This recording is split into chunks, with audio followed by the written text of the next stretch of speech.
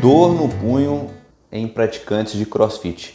CrossFit é um esporte, uma atividade física espetacular, excelente. Eu pratico, não tanto quanto eu gostaria, mas eu acredito que é um esporte muito completo.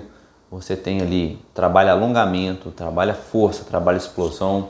Ele vem complementar a academia da musculação, que a musculação tende a ser algo menos completo. Trabalha só força, mas você não consegue trabalhar tantas variáveis quanto o CrossFit, que são importantes para a saúde, aeróbico, né? Tudo de uma forma muito divertida, assim, interessante. E por tudo isso, muitas pessoas estão praticando cada vez mais e tem aumentado o número de lesões no punho. De uma forma bastante resumida, a gente tem duas coisas para entender nas lesões do punho. Primeiro, identificar a causa da dor, a causa do problema, né? Então a gente tem várias estruturas no punho que podem doer, mas todas elas têm uma coisa em comum, tirando as exceções de doenças raras, né? de traumas e quedas, que está dentro de um outro capítulo. As lesões de tendinites e sobrecargas, todas elas têm uma coisa em comum, que é o seguinte: existe um que a gente chama de envelope de função, que é o tanto de atividade, tanto de estresse que determinada estrutura do organismo tolera antes de entrar em falência. Então, o músculo, por exemplo, se você dá um estímulo para ele, começa a estressá-lo, ele vai reagindo, ficando mais forte, mas se você faz isso de uma forma muito exagerada, ele entra em falência e você não tem os ganhos da atividade. Então, o que a gente quer quando a gente pratica uma atividade, além da questão do lazer, é ter ganhos na saúde, ganhos no corpo, né? No nosso músculo esquelético. Então, para a gente otimizar isso, a gente tem que entender que esta intensidade é importante a gente avaliá-la não só no dia dessa atividade, mas o acumulado semanal, o acumulado mensal. Então, primeiro, intercalar repouso é fundamental. Entender os processos de repouso, entender a dor como uma mensagem que o corpo está dando ali para pôr o pé no freio um pouquinho. Não é parar, não é tudo ou nada, né? A gente não precisa ser binário, mas desacelerar, ficar atento à postura, à posição. Eu já gravei um vídeo específico sobre postura, vou deixar aqui, mas lembrando, né?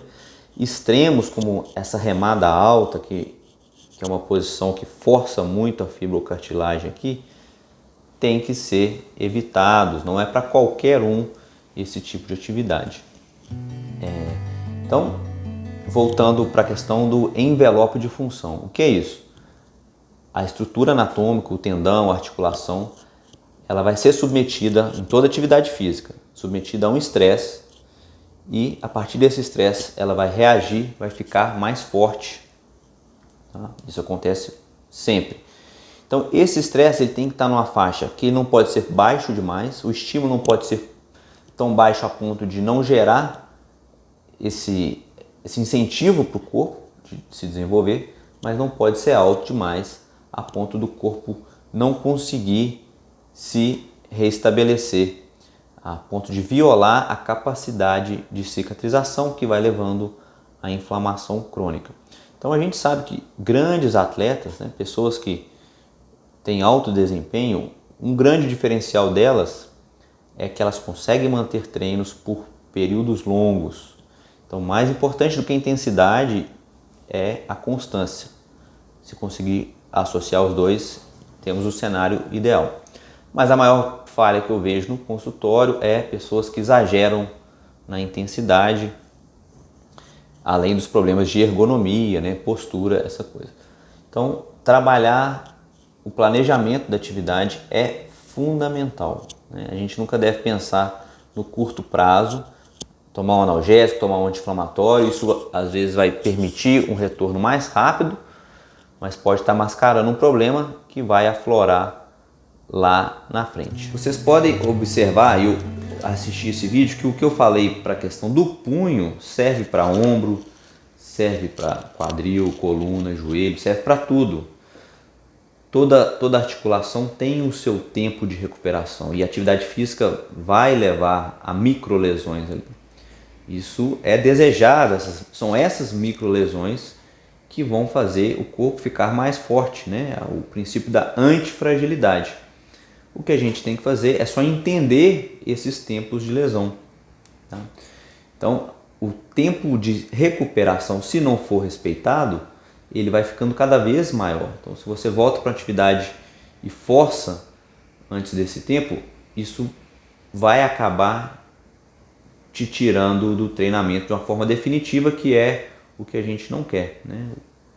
O combinado nosso é de ficar o maior tempo possível, né? Manter a constância. E, complementando aqui, não serve só para crossfit, né? Qualquer atividade. Esse entendimento dos princípios da fisiologia é que vão fazer grande diferença no resultado final. Entender que o estímulo tem que ser forte o suficiente para dar lesão, mas não dar lesões a ponto que o corpo perca essa capacidade regenerativa. E associado a isso tem tudo aquilo que a gente já sabe, uma alimentação adequada, um sono de qualidade. Eu vou deixar aqui embaixo os vídeos onde eu falo sobre questões específicas da ergonomia e como que a gente pode maximizar o uso do punho, diminuindo o risco de lesão. E se ficou alguma dúvida, peço, deixe aí nos comentários uma sugestão, uma crítica, são sempre muito bem-vindos, isso ajuda muito a gente aqui. Muito obrigado.